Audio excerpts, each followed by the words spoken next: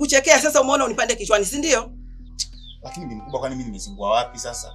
Wewe unaniletea mabinti ndani ya nyumba yangu. Umeona hii nyumba ni ya kufanyia uzinzi, si ndio?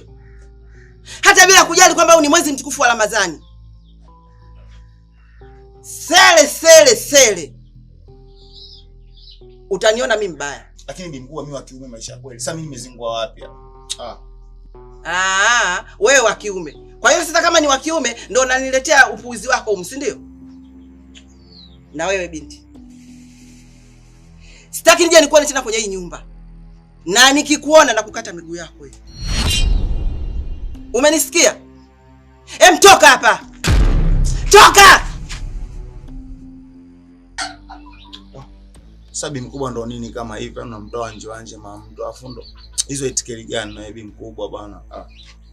Sasa kama hujapenda, nenda kutafuta nyumba ya kufanyia uzinzi huko. Sio ndani kwangu, umenisikia? Mshenzi mkubwa wewe.